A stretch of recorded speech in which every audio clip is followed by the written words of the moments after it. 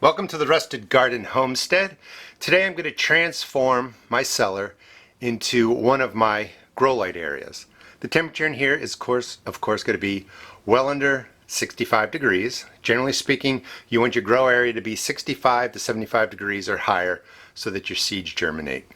You can get around that by using heating mats. I'll show you that in future videos. But this is outside. It is a cellar. There is a heater in here actually from when we bought the place. There's electricity set up, places to do what I need to do. There's even a heat vent coming in which I'm actually going to seal. But I can start a lot of seeds in here, especially the cool weather vegetables. And if you've ever started lettuces, spinach, kale, broccoli, cabbage, cauliflower, all the cool weather crops, and they get tall and leggy even when you have the lights like really close to the seed starting mix for germination. It's because it's too warm. They like to germinate in cooler temperatures. So the first plants I'm going to germinate in here are going to be my cool weather vegetables. They'll be able to get outside. And as the temperature warms, I'll be starting some of the warm weather crops down here with a heating pad, or basically it's a heating pad.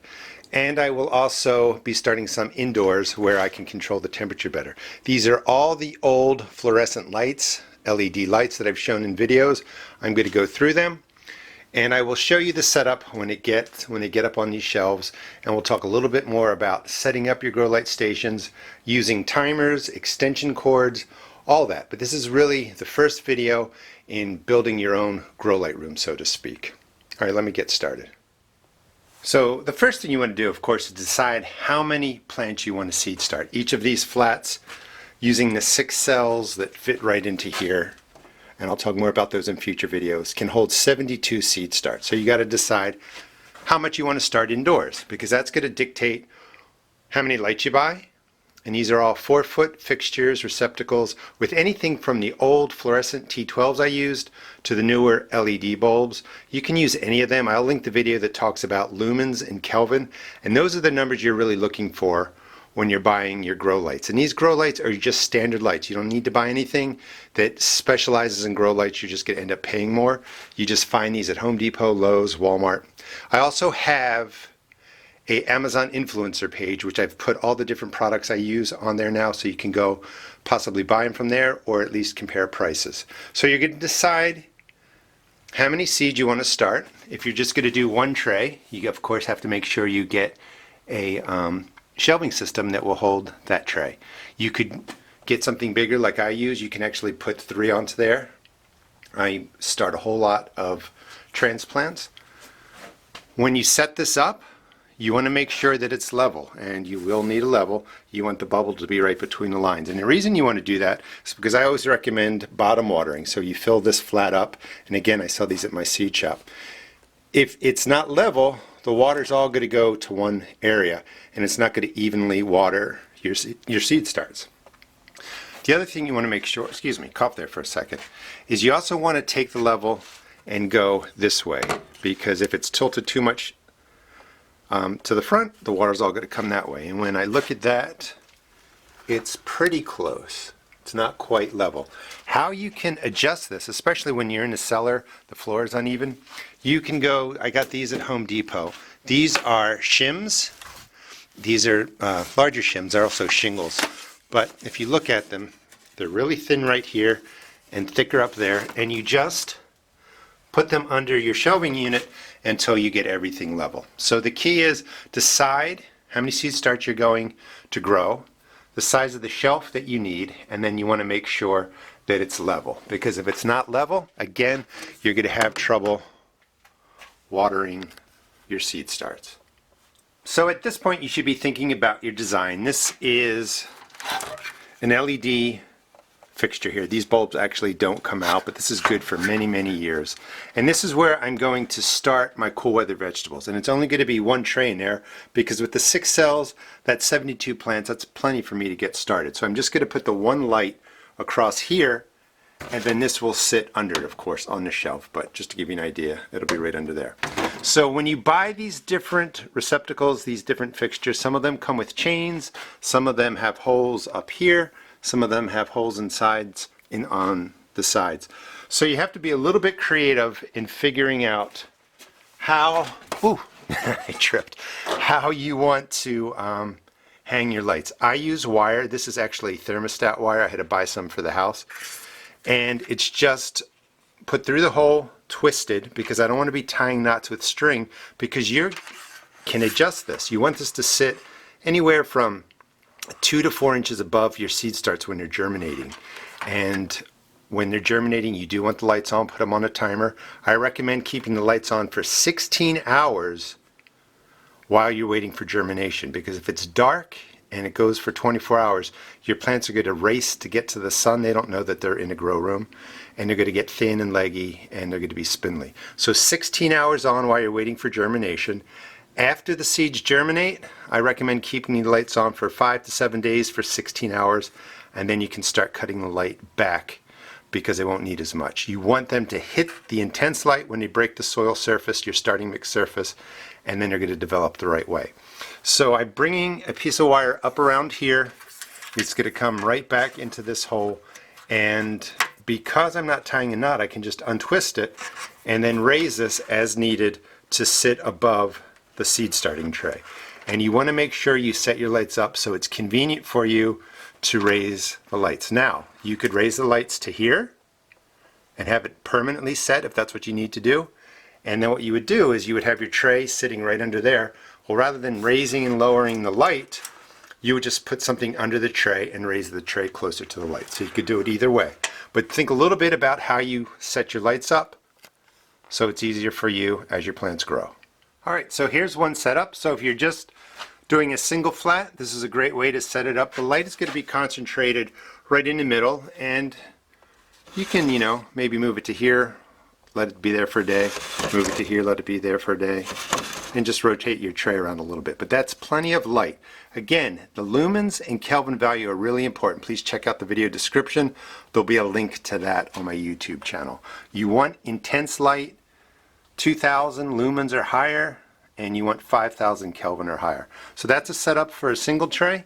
If you wanted to grow more, and that's what I'm going to be doing, you're going to have to set up 2 lights, one towards the front, one towards the back, and that's because the trays are going to go in this way, and they will get more light by using 2 of the fixtures. So it's 2 bulbs here, 2 bulbs here, so you do need 4 for that setup. I'll do that and show you what that looks like. When you buy the different fixtures, receptacles, they're going to have different ways that you can attach them to the ceiling or to your shelf in this example. And they'll come with chains, they'll come with these little S-hooks. You can do whatever you need to do to set them up. So let me get that set up, and I'll show you how you would set up your shelving unit for 2 fixtures and a couple of seed flats. So here's the general setup I use to seed start my flowers, vegetables, and herbs indoors. Tomorrow I'm going to do a video on seed starting flowers and herbs. I appreciate everybody that goes to my seed shop, but I have a small selection there. If you want to start perennials and herbs with me, or you want to find some more vegetables that I don't carry, please go to Ever Wild Farms. They are a small family business, outstanding packaging, outstanding selection for vegetables, herbs, flowers, especially for your perennial flowers. And they really give you a lot of seeds per single pack. So please check them out. It's everwildfarms.com. I'll put a link in my description. Now when you get to this point, you might notice the lights here are lower than the lights up top. The LEDs have more intense light, so I can have them higher. I can let them sit higher above the seed starting tray. When I get to the T8 bulbs, they work, but they're not as intense. They don't have as many lumens, like I was saying.